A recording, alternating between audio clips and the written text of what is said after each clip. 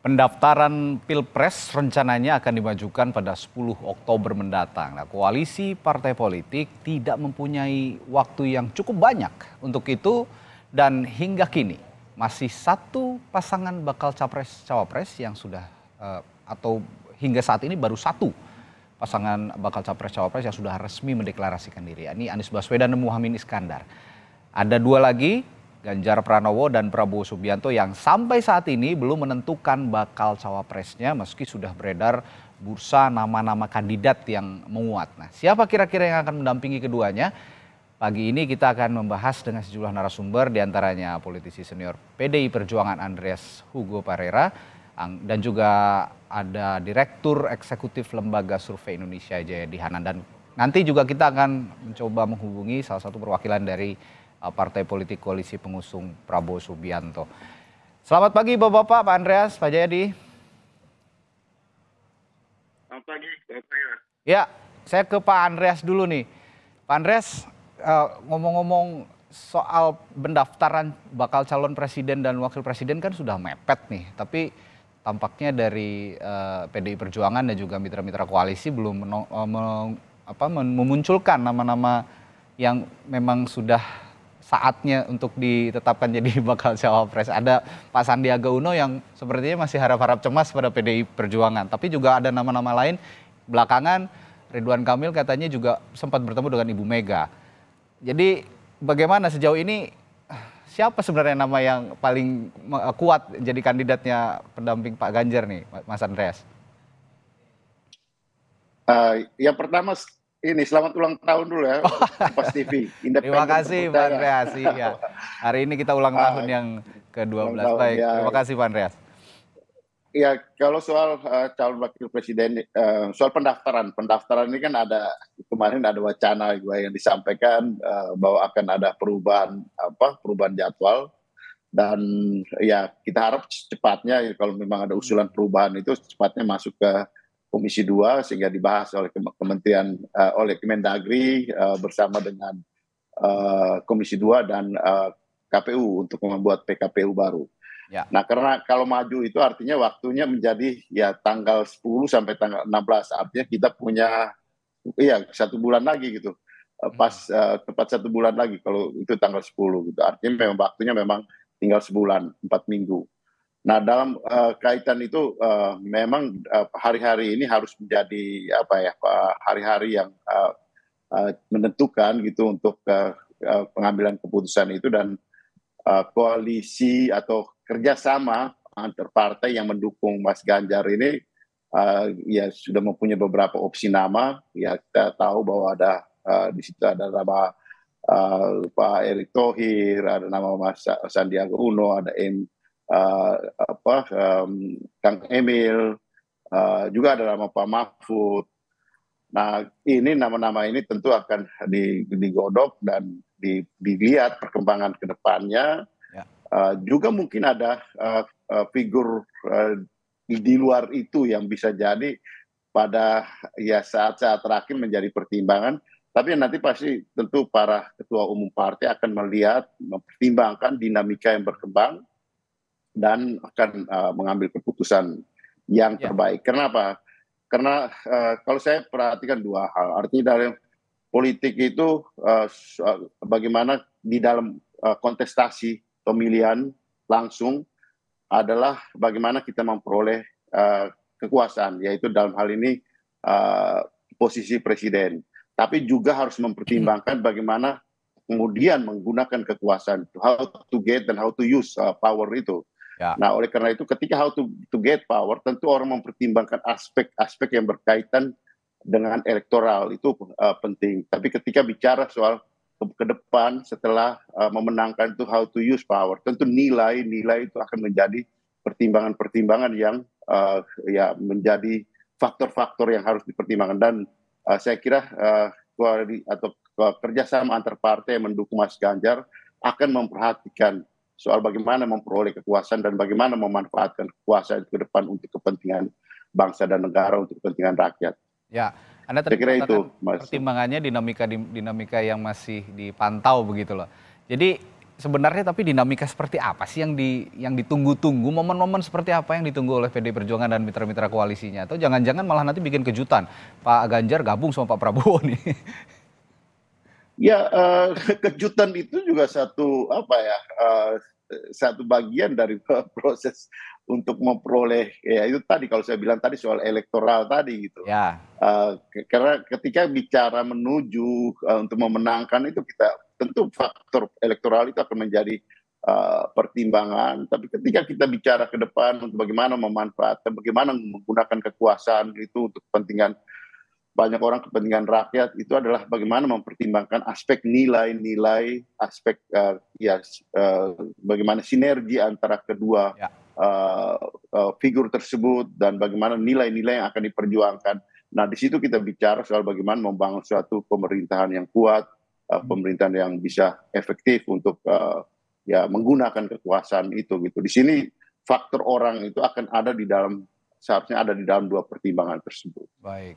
Nah, saya ke Bung Jayadi. Bung Jayadi, kalau kata Pak Andreas ini masih menunggu dinamika yang terus berkembang, padahal juga pendaftaran capres-cawapres nggak akan lama lagi sudah harus didaftarkan ke KPU begitu. Kalau Anda melihat PDI Perjuangan dengan mitra koalisinya, Partai Gerindra dengan mitra koalisinya masih menahan-nahan nama-nama bakal cawapres yang akan diumumkan, dan mereka selalu mengatakan ingin menanti di momentum yang pas dan menanti dinamika-dinamika yang pas. Apa yang Anda baca dari penundaan-penundaan mereka ini untuk mengumumkan bakal cawapresnya? Mungkin bukan penundaan ya, memang belum ada rencana mengumumkan secara pasti kan. Malah Jadi belum ada rencana begitu ya? iya, kita nggak bisa menuduh Bang Andreas menunda karena memang belum ada pengumuman bakal diumumkan tanggal berapa gitu kan, Bang Ya, Andreas. oke, baik.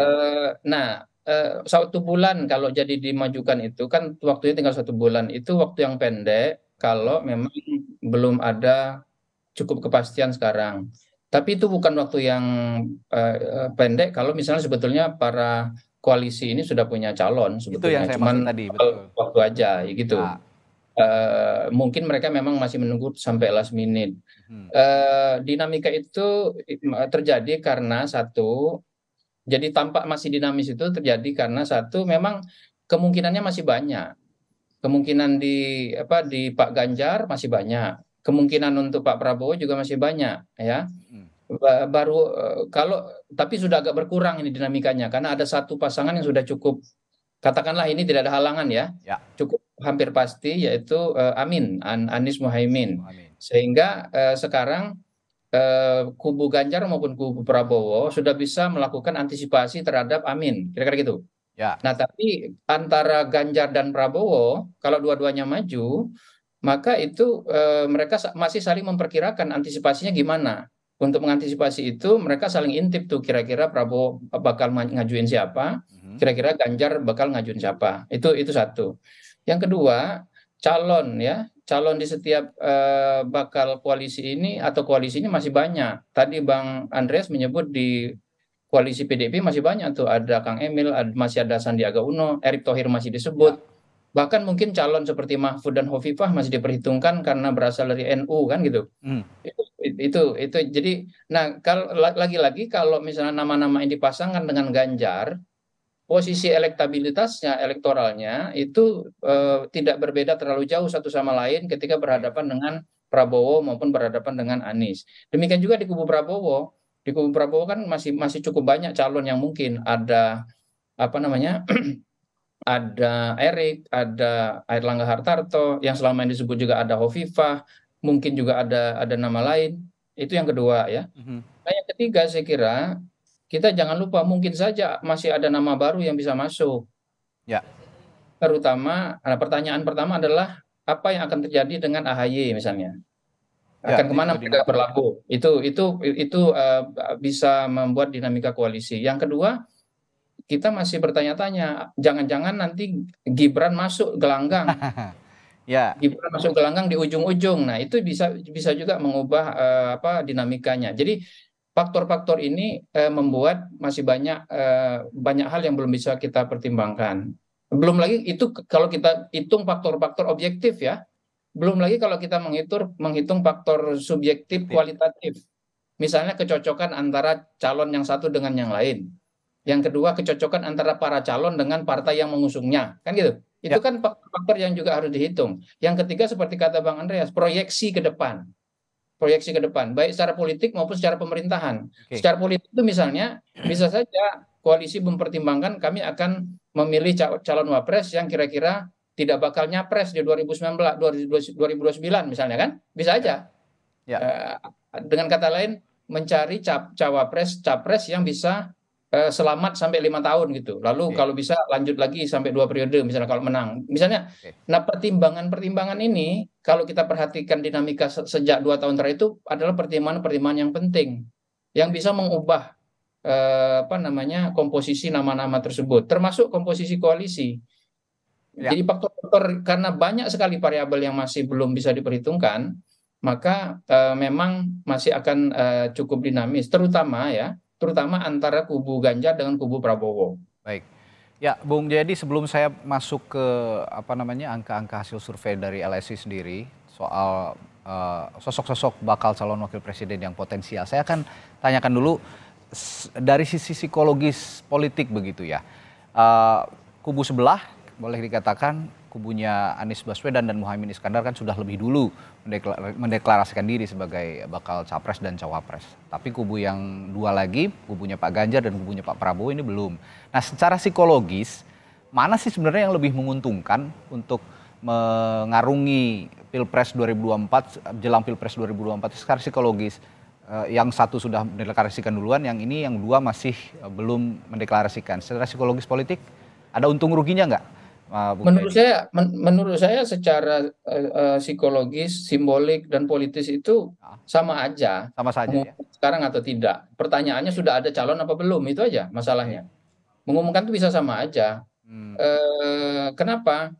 Kalaupun belum diumumkan sekarang, toh orang sudah bisa memperkirakan kan? Ya. Misalnya bisa diperkirakan tuh, tapi banyak memang. Kalau ditanya yang mana yang bakal dipilih itu yang sulit. Tapi kalau memperkirakan siapa bakal calon Ganjar itu bisa diperkirakan. Di antara nama yang ada itu, mungkin ada misalnya ada 5 kemungkinan atau 6 kemungkinan atau lebih. Demikian juga dengan Prabowo, mungkin ada 3 kemungkinan, 4 kemungkinan atau lebih. Dan itu seperti kalau menurut data survei, simulasi masing-masing bakal pasangan calon itu tidak terlalu berbeda jauh posisinya dibanding data-data yang ada sekarang. Ya. Kecuali kalau misalnya yang maju itu Bang Andreas sama saya misalnya. Nah, itu berubah tuh. Ya. Tapi kalau yang maju masih 3 nama ini. Nama-nama ini dari sebelum-sebelumnya juga sudah ditonjolkan terus ya, begitu ya Bung Jayadi. Kira-kira secara psikologis begitu ya. Iya, nama-nama cawapresnya juga kan sudah. Ya, sudah seliuran sejak lama lah begitu ya. Seliuran sejak lama. Jadi karena itu saya bilang tadi, memang kita punya banyak simulasi, tapi simulasi yang banyak itu kalau ditandingkan satu sama lain berdasarkan data yang ada sekarang tidak terlalu berbeda jauh. Nah, yang mungkin lebih cepat mengumumkan bisa lebih baik. Kenapa? Karena bisa langsung terkonsolidasi secara fokus kan. Baik. Tidak perlu mikirin yang lain. Nah, sekarang kita berbicara angka nih Bung Jayadi. LSI terakhir kan memunculkan survei itu di bulan Juli ya, kalau saya tidak salah ya. Survei Agustus ya. Untuk sosok bakal cawapres ada yang Agustus ya, Bung Jayadi ya. Ada. Baik. Nah, itu nama Erick Thohir nampaknya masih paling awal ya, masih paling tinggi elektabilitasnya di survei LSI yang terbaru. Lalu disusul nama-nama lainnya seperti Mahfud MD, AHY, Sandiaga, Gibran. Nah, dari nama-nama ini kira-kira partai politik atau koalisi parpol pengusung bakal capres mana yang paling memperhitungkan nama Erick Thohir? Karena masih ada nama Erick Thohir di top of mind-nya survei LSI saat ini. Ya. Kalau nama Erick Thohir itu muncul dianggap oleh publik ya, cocok untuk Ganjar dan juga cocok untuk Prabowo. Dua-duanya bisa masuk begitu ya? Bisa. Dan kalau kita simulasikan memang Erick Thohir cenderung menambah elektoral secara positif 1-3% untuk calon yang dia dia dipasangkan. Kalau antara Ganjar dan Prabowo ya. Ya. Kalau Anies memang tidak sudah kita waktu Agustus kita juga tidak Di publik tidak muncul juga nama Erick Thohir untuk Anies. Oke. Jadi Nah, dianggap tidak begitu cocok.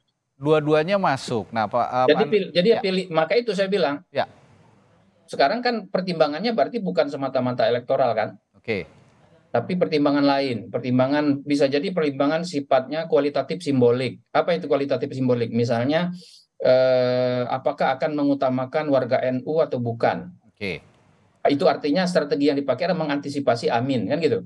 oke. Nah, Atau pertimbangan kualitatif lain, misalnya kecocokan antara dua orang calon ini, capres cawapresnya, atau pertimbangan kualitatif lain, kecocokan antara kalau capres sudah pasti cocok ya sama Bu Mega kan, Mas Ganjar ya, oke, cawapres itu dengan misalnya para pengambil keputusan di partai koalisi, ya. itu juga seperti lalu mungkin pertimbangan kualitatif lain soal apa namanya antisipasi ke depan, proyeksi ke depan gitu. Nah, pertimbangan yang juga pasti dihitung adalah ini ada banyak pilihan strategi yang akan diambil oleh capres cawapres kan. Mhm. Mau strategi apa yang mau dipakai? Misalnya gini nih, apakah kalau dalam di kubunya Mas Ganjar, kubunya Bang Andreas, mungkin kalau saya baca, misalnya ya, apakah akan mengutamakan strategi penguasaan wilayah? Oke. Kalau strategi penguasaan wilayah yang diambil, mungkin Ridwan Kamil yang akan Yang dipilih. akan dipilih. Oke. Ya, tapi kalau strategi yang mau dipakai adalah segmentasi, Ya, ya mungkin calon dari NU yang akan ini dipakai. ini Ya, menarik, Bung Jayadi. Kalau penguasaan wilayah, Anda mengatakan kalau pengen Ganjar pengen menguasai wilayah, pilih Ridwan Kamil. Saya membacanya Ridwan Kamil adalah wilayah Jawa Barat yang PDIP di sana justru tidak terlalu baik lah pada pemilu sebelumnya ya. Dan ya, juga yang kubu sebelah juga begitu. Mohaimin Iskandar juga Anies Baswedan di Jawa Timur sepertinya kurang maksimal begitu. Jadi ngambil nah, kalau Pak Prabowo kira-kira secara spesifik penguasaan wilayahnya yang akan akan dicari seperti apa? Kalau tadi saya bilang kalau Mas Ganjar itu bisa memisahkan antara strategi penguasaan wilayah dengan strategi segmentasi ya. Oke. Menyebutnya begitu. Segmentasi itu misalnya NU, non NU ya, Jawa, luar Jawa dan sebagainya. Kalau Pak Prabowo tampaknya akan lebih fokus pada gabungan antara penguasaan wilayah dan segmentasi. Baik. Ya pada Baik. saat Prabowo memerlukan Jawa Timur mau tidak mau. Pada saat yang sama untuk memenangkan Jawa Timur, salah satu cara dari Pak Prabowo adalah menggandeng suara Nahdien. Ya. Kalau Ganjar untuk memenangkan Jawa Timur kan dia sudah punya wilayah-wilayah basis tradisional PDIP di Jawa Timur, daerah Mataraman. Ya. Nah, yang menarik ini untuk PDIP sendiri. Bung Andreas, saya akan menanyakan kepada Anda nanti setelah jeda. Nanti bagaimana strategi PDIP soal penguasaan wilayah? Yang dipilih adalah penguasaan wilayah atau menjaga keutuhan koalisi? Karena P3 sendiri saat ini masih harap-harap cemas. Dikatanya belum ada kejelasan pendamping dari Ganjar. Nanti jangan-jangan takutnya nanti malah kabur lagi seperti kubu sebelah PKB kabur ke Anies. Itu kan harus dijaga juga keutuhan koalisi. Apakah Sandi ataukah Ridwan Kamil untuk menjaga wilayah? Kita akan bahas sesaat lagi di Sapa Indonesia Pagi bersama sejumlah narasumber. Tetaplah bersama kami.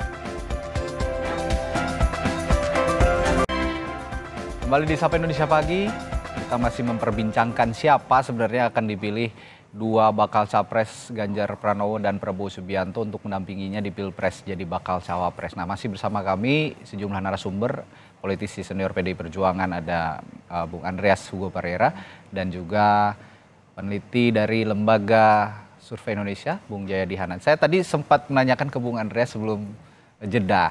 Ini PDIP kan belum menetapkan nih sampai sekarang. Nah, yang akan dipertimbangkan nanti kira-kira menjaga keutuhan koalisi atau melihat keuntungan untuk menguasai wilayah tertentu untuk memilih bakal cawapresnya. Karena P3 melalui Sandiaga Uno saat ini punya harapan yang tinggi untuk digait sebagai bakal cawapres nih Pak Andreas, dan juga kemarin kalau untuk memperhitungkan penguasaan wilayah, nama Ridwan Kamil bisa dipakai untuk menguasai wilayah Jawa Barat. Nah, kira-kira pertimbangan mana yang akan dipakai, Bung Andreas?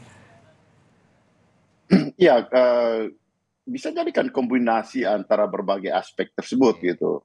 Tapi yang pasti kalau di PDI Perjuangan itu di dalam membangun relasi ini kami menggunakan istilah kerjasama gitu. Dan dalam kerjasama itu sifatnya lebih ya lebih equal gitu. Dalam arti kita membangun kesetaraan untuk membangun rasa saling percaya, dan itu yang selama ini terjadi gitu. Dalam arti bahwa teman-teman dari partai-partai yang mendukung Mas Ganjar ini juga datang bersama dan diajak bersama untuk berbicara, dan secara reguler kita melakukan pertemuan-pertemuan, sehingga situlah kita membangun kepercayaan. Infrastruktur untuk memulai kerjasama itu dimulai dengan kesetaraan dan kepercayaan antara partai-partai. Sehingga ya, dan kita tidak model seperti main perintah, kemudian main bentak ini, sehingga kemudian orang kabur gitu, yang partai yang lain kabur ketika ada yang lain datang gitu, atau ada hal-hal yang lain dipertimbangkan, karena itu semuanya dibicarakan secara bersama gitu. Di situ perbedaan antara Mas Ganjar dengan yang lain yang selama ini kita perhatikan. Oke. Nah, dalam konteks ini tentu kombinasi-kombinasi dari apa yang tadi disampaikan, ya bisa jadi ini aspek ke wilayah juga penting, tentu menjadi pertimbangan, karena di situ misalnya kalau Jawa Barat bagaimanapun Jawa Barat itu adalah pemilih terbesar. Tapi juga tentu memperhatikan aspek kebersamaan tadi, juga tentu aspek segmen, sehingga kombinasi dari berbagai aspek ini tentu akan menjadi satu keputusan yang paling baik lah untuk moderat begitu ya, bersama Mas Ganjar nanti, karena kita harapkan ke depan ya faktor calon wakil presiden ini akan menjadi figur yang ikut mendongkrak. Tadi Mas Jayadi kan sampaikan bahwa nama-nama ini kan mempunyai potensi untuk mendongkrak. Saya kira bisa jadi lebih dari 3% dari apa yang dipertimbangkan.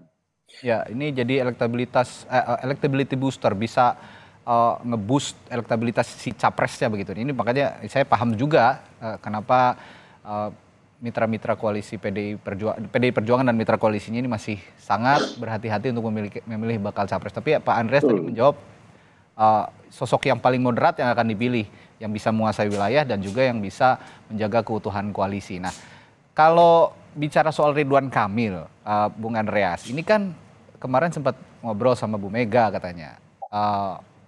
Tapi kan Pak RK ini juga kader Partai Golkar yang notabene juga ada di kubu sebelah nih. Kira-kira apa yang akan PDI Perjuangan maksudkan dengan mempublikasikan komunikasi antara RK dan Bu Mega? Yang pasti kita menghormati posisi Kang Emil sekarang yang adalah bagian dari Partai Golkar, dan Partai Golkar sudah bergabung dengan secara formal ya, secara institusional bergabung dengan Pak Prabowo. Ya. Tapi pembicaraan secara personal kan tidak mungkin. Beliau adalah mantan gubernur yang baru selesai menjalankan tugas, dan ada hal penting yang sudah dan sedang dilakukan oleh Kang Emil di Jawa Barat, yaitu membangun monumen Bung Karno gitu. Ya. Dan itu prakarsa yang dimulai oleh Kang Emil, dan ya tentu Ibu Mega tentu mengundang beliau juga dalam rangka untuk melihat kepentingan itu. Juga Kang Emil ini kan seorang arsitek, seniman, politisi yang juga mempunyai perhatian terhadap nilai-nilai kesegaran. Beliau juga pernah membuat bukan patung tapi di Aljazair gitu, kalau tidak salah ya, di Aljazair. Ya. Sehingga dan itu cukup fenomenal untuk di Aljazair. Dan itu adalah suatu prestasi yang menurut saya patut dihargai gitu. Dan di sini saya kira Pak Kang Emil mempunyai tempat tersendiri untuk diajak bicara tentang hal-hal seperti itu gitu. Baik. Bahwa kemudian ada pembicaraan yang lain, itu saya kira itu adalah wilayah ketua umum nanti. Baik. Saya juga sebenarnya saat ini, detik ini sedang membayangkan kalau duet Ganjar Ridwan Kamil sepertinya dahsyat juga. Yang satu biasa belusukan ke masyarakat begitu ya, yang satu punya ilmu tata kota yang sangat baik. Wah, ini bakal luar biasa, tapi sayangnya ini punya kubu sebelah. Nah, ngomong-ngomong kubu sebelahnya ini sudah bergabung juga nih Bapak-bapak. di perbincangan kita pagi ini ada Sekjen Partai Amanat Nasional Bung Edi Suparno. Selamat pagi Bung Edi. Selamat pagi Bapak-Bapak, Mas Jai, Mas Andreas. Jadi Mas Edi. Selamat pagi, Ya. Mas Edi. Mas Edi, kita lagi ngobrolin ini, apa namanya, sosok-sosok bakal cawapres yang akan diusung masing-masing bakal capres nih, Pak Ganjar dan Pak Prabowo. Nah, kalau dari partai Anda, dari kubu Anda kan Pak Prabowo sampai sekarang juga belum memunculkan nama begitu. Tapi saya tahu partai Anda ini sangat menginginkan Erick Thohir menjadi pendampingnya Pak Prabowo. Sejauh ini masih nama Erick Thohir yang diusung oleh PAN, Bung Edi? Ya memang kita sejak 2 tahun yang lalu ini sudah konsisten ya mengusung Pak Erick Thohir sebagai calon wakil presiden dari PAN. Ketika partai-partai mengusung presiden, kita dari awal tidak pernah mengusung presiden, tetapi konsisten mengusung cawapres, yaitu Pak Erick Thohir. Dan pembahasan sekarang di Koalisi Indonesia Maju tentu sudah masuk tahap di mana para ketua umum akan bertemu untuk berdiskusi dalam waktu dekat ini untuk menentukan siapa yang paling pantas untuk mendampingi dan paling layak untuk mendampingi Pak Prabowo Subianto menjadi cawapresnya. Dalam hal ini kita hormati, kita apresiasi semua usulan yang disampaikan, misalnya Partai Golkar mengusung Pak Erlangga Hartarto, kemudian juga ada PBB mengajukan Pak Yusril Iza Mahendra. Tetapi kami merasa bahwa Pak Erick Thohir memiliki rekam jejak dan kompetensi yang diperlukan untuk mendampingi Pak Prabowo mengemban amanat masyarakat di tahun 2024 sampai 2029. Ya, Mas Edi, potensinya Pak Erick Thohir memang tinggi untuk diusung jadi bakal capres, tapi bukan hanya berpotensi merapat ke Pak Prabowo, masih ada kan juga untuk merapat ke Pak Ganjar sebagai bakal calon wakil presidennya Pak Ganjar. Nah, dari PAN sendiri supaya nggak dicolong nih gini nama Pak Erick Thohir ini untuk sama kubu sebelah, kira-kira apa yang akan diyakinkan PAN kepada Pak Prabowo? Jangan sampai lolos nih katanya Pak Erick Thohir ini untuk bisa jadi pendampingnya Pak Prabowo. Ya, kita pertama kan termasuk partai yang paling konsisten mendukung Pak Prabowo Subianto. 2014, 2019, dan insya Allah 2024. Dan 2024 ini kami membawa Pak Erick Thohir sebagai calon Pak Prabowo, dan kami tunjukkan kepada Pak Prabowo, dan Pak beliau kan juga sangat paham bahwa hasil-hasil survei terakhir-akhir ini membuktikan dan menunjukkan bahwa masyarakat mengapresiasi kinerja Pak Erick Thohir, dan itu terlihat bahwa di dalam survei cawapres, termasuk juga di dalam survei yang terakhir, itu beliau makin menduduki posisi elektabilitas yang tertinggi di antara para cawapres yang ada. Sehingga kami dengan keyakinan yang relatif tinggi, ya, kalau bilang keyakinan tinggi kan nanti dianggap kita terlalu jumawa, tetapi dengan keyakinan yang relatif tinggi, kami pede, percaya diri untuk mengajukan Pak Erick Thohir kepada Pak Prabowo, dan kami sangat optimis bahwa beliau, Pak Prabowo, akan mempertimbangkan dengan serius Pak Erick Thohir sebagai pendampingnya. Apa sih yang dilihat dari Pak Erick Thohir, yang dilihat PAN dari sosok Erick Thohir yang bisa, ya tadi dikatakan oleh Bung Jayadi juga, sosok bakal cawapres ini harusnya bisa jadi booster untuk elektabilitas capresnya. Nah, kira-kira yang membuat Pak Erick Thohir ini bisa jadi booster Pak Prabowo ini apa, Bung Edi? Saya kira di antara Pak Prabowo dan Pak Erick Thohir ini mereka memiliki ruang di mana mereka saling mengisi. Pertama, Pak Prabowo untuk urusan diplomasi luar negeri, hubungan luar negeri, pertahanan dan keamanan, beliau pasti sudah sangat khatam dalam tanda petik. Nah, sementara Pak Erick Thohir memiliki rekam jejak di bidang industri, di bidang ekonomi, di bidang bisnis, usaha. Jadi paham dunia usaha, paham sekali permasalahan-permasalahan ekonomi, dan terakhir pengelolaan BUMN di bawahnya kan juga sangat berhasil. Kontribusi dari BUMN kepada negara dalam bentuk dividen ini kan tertinggi dalam sejarah pasca reformasi. Nah, sehingga ya kami merasa bahwa Pak Erick Thohir memiliki rekam jejak dan mampu mengisi hal-hal yang memang perlu dilengkapi di Pak Prabowo. Oke, tapi yang penting juga tadi sempat disinggung soal penguasaan wilayah. Nah, saya akan tanyakan juga ke Bung Jayadi soal penguasaan wilayah. Jika nama Erick Thohir yang dipilih Pak Prabowo, apakah ini menguntungkan secara penguasaan wilayah, Bung Jayadi?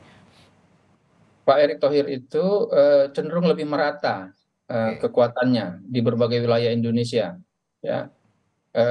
Karena itu dia juga cocok untuk Pak Ganjar, kan? Nah, itu saya bilang tadi, jangan sampai dicolong. Pak Ganjar itu, seperti yang saya bilang, Pak Ganjar itu kan kuat di Jawa Tengah, udah pasti ya. Lalu cukup kuat di Jawa Timur. Di Jawa Timur itu kalaupun misalnya pemilih NU tidak ke Ganjar, misalnya NU yang terutama yang di daerah Tapal Kuda, Ganjar masih bisa dapat suara di daerah Mataraman. Banyak NU juga di situ, tapi cenderung lebih abangan gitu. Sementara Pak Erik cenderung lebih merata, tidak terlalu menonjol di wilayah misalnya di wilayah Jawa Timur, tapi dia cukup merata. Nah, masalahnya Pak Prabowo memerlukan kombinasi antara penguasaan wilayah sekaligus juga penguasaan segmen pemilih terutama yang berbasis Islam tradisionalis yaitu NU. Itu berarti kan kalau kita sebut wilayahnya berarti Jawa Tengah dan Jawa Timur kan gitu. Nah, itu tantangannya. Tentu saja seperti kata Bang Andreas bilang, ada kombinasi yang bisa kita buat, bisa dibuat oleh koalisi atau kerjasama antar partai ini. Misalnya untuk segmentasi itu bisa dengan memasukkan unsur-unsur simbolik, misalnya tim suksesnya atau partai politik yang dianggap punya kedekatan dengan segmen tertentu dan sebagainya. Itu itu saya kira memang ini harus berdasarkan kepiawaian para politisi ini untuk mengkalkulasi berbagai hal itu. Ya, nah ini saya di halaman 3 harian Kompas hari ini juga menarik untuk dicermati refleksi panggung politik di lantai bursa nih, Bung Jayadi. Nah, sosok bakal cawapres ini juga kan ada yang punya pengaruh besar dari sisi bisnis dan ekonomi, terutama Pak Erick Thohir yang kita kenal sebelumnya seorang bisnismen, dan juga ada Sandiaga Uno yang juga seorang bisnismen yang sekarang menjabat sebagai menteri. Dua sosok ini menarik secara panggung politik, terutama di lantai bursa. Siapa yang lebih menguntungkan untuk diusung masing-masing bakal capres? Apakah Erick Thohir atau juga Sandiaga Uno? Ya memang kita ini kan mencari pasangan capres-cawapres yang akan memimpin pemerintahan Indonesia ke depan. Jadi memang pertimbangan pemerintahan ke depan menjadi faktor yang penting untuk dipertimbangkan, termasuk kapasitas ya, pengalaman ya, dan seterusnya, termasuk pengalaman di bidang ekonomi dan seterusnya. Tapi sebaik apapun orang yang bisa memerintah, sehebat apapun orang yang punya pengalaman untuk memerintah Indonesia ke depan, kalau dia nggak menang kan dia nggak merintah juga, ya nggak. Maka saya kira partai-partai ini mempertimbangkan pertama menang dulu lah ya. Pertimbangan kedua adalah menghasilkan capres-cawapres yang memiliki kompetensi dan leadership yang sangat baik untuk memimpin Indonesia ke depan gitu loh. Baik. Nah, jadi tentu saja yang ideal mengkombinasikan keduanya kan. Ya. Masalahnya publik kita yang memilih tidak selalu menggabungkan keduanya, tidak selalu ya. Ada yang hanya berpikir pokoknya saya si A gitu kan ada. Ada juga yang berpikir biasanya itu pemilih yang lebih rasional, lebih terdidik, lebih berada di perkotaan itu akan berpikir sosoknya itu bisa mimpin Indonesia ke depan apa enggak gitu. Nah itu jadi pertimbangan itu. Tapi menurut saya setiap partai, setiap kerjasama partai, setiap koalisi pasti unsur elektoral menang itu dipertimbangkan. Baik. Ini saya terakhir singkat-singkat ke Pak Andreas dan juga Bung Edi Suparno. Saya akan ke Pak Andreas dulu. Ini sebagai penutup, ada juga bumbu yang jadi penyedap sekarang, Mas Gibran Rakabuming Raka yang terus diulu-ulukan sebagian dari kader juga untuk bisa menjadi bakal cawapres, tapi masih terganjal aturan pengusungan cawapres di MK. Nah, tapi juga selain Mas Gibran ada nama AHY. Nah, dua nama ini Bung Andreas, apakah jadi pertimbangan PDI untuk bisa masuk di radar bakal cawapres? Ya itu tadi artinya termasuk ya, artinya tadi mungkin saya lupa menyebut ya. Mbak Puan juga pernah menyinggung nama Mas AHY, kemudian juga Mas Gibran. Tapi kembali pada saya sepakat dengan apa yang tadi yang sudah saya sampaikan, juga diperkuat oleh Mas Jayadi tadi, bahwa pada akhirnya kita mempertimbangkan dua hal gitu. Artinya di dalam melihat power itu bagaimana memperoleh dan bagaimana kemudian setelah memperoleh itu menggunakan itu gitu. Tapi di dalam situasi ya sudah menjelang seperti ini, tentu akan menjadi faktor yang dominan adalah mempertimbangkan bagaimana memenangkan itu, dan di dalam memenangkan itu kan faktor elektoral itu akan menjadi hal yang penting. Dan di sini kita lihat di situasi Indonesia, di dalam komposisi demografi Indonesia ini, demografi maupun demografi politiknya, itu perlu memperhatikan aspek tadi. Kalau saya melihat dari sini kombinasi dari berbagai aspek tadi yang tadi disampaikan, aspek kewilayahan, aspek segmentasi, dengan tetap menjaga soliditas partai dan partai-partai pengusung, itu menjadi hal penting gitu. Dan itu yang infrastruktur itu yang dibangun oleh PDI Perjuangan selama ini bersama partai-partai yang lain gitu. Dan partai-partai P3, ada Hanura, Perindo yang mengusung Mas Ganjar. Kelebihan dari Mas Ganjar adalah infrastruktur ini dipersiapkan, dibangun dengan kerjasama yang equal antara partai-partai yang mendukung Mas Ganjar sebagai calon presiden. Aspek kewilayahan, aspek elektoral, dan juga saya juga menangkap Anda ingin mengatakan aspek logistik juga penting, Pak Andreas ya. Ya. Tentu itu semua harus menjadi pertimbangan. Baik, ya singkat ke Bung Edi ini terakhir, Bung Edi, nama Erick Thohir terus diusung dimunculkan oleh Partai Amanat Nasional untuk menjadi bakal cawapresnya Pak Prabowo. Tapi bagaimana upaya PAN untuk jawaban Anda di segmen terakhir ini, bagaimana PAN meyakinkan mitra-mitra koalisinya Pak Prabowo ini juga untuk bisa memilih nama Erick Thohir mendampingi Pak Prabowo? Ya, pada akhirnya tentu kita nanti akan mengajukan hasil survei, kita akan menyampaikan juga dukungan-dukungan yang diperoleh Pak Erick Thohir dari berbagai elemen masyarakat, ormas, dan lain-lain. Ya, tentu hal-hal ini kita akan berbasis data, akan berbasis fakta, dan ini akan dibawa ke dalam pembahasan yang dimana tentu para ketua umum juga memiliki argumentasi tersendiri. Tetapi kami memiliki keyakinan yang cukup tinggi, di mana Pak Erick Thohir berdasarkan rekam jejak yang ada dan berdasarkan hasil kerja beliau itu terkenal sebagai eksekutor yang berhasil dan tangguh.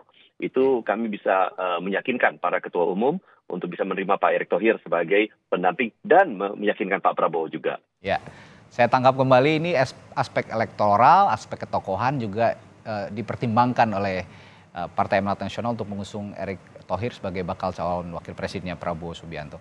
Baik, terima kasih Bapak-Bapak, Bung Edi Suparno, Sekjen Partai Amanat Nasional, lalu politisi senior PDI Perjuangan, Andreas Hugo Pereira, dan juga Bung Jayadi Hanan, peneliti dari Lembaga Survei Indonesia, sudah berbincang-bincang di Sapa Indonesia Pagi hari ini. Terima kasih Bapak-Bapak, sehat selalu. Terima kasih. Baik. Terima kasih.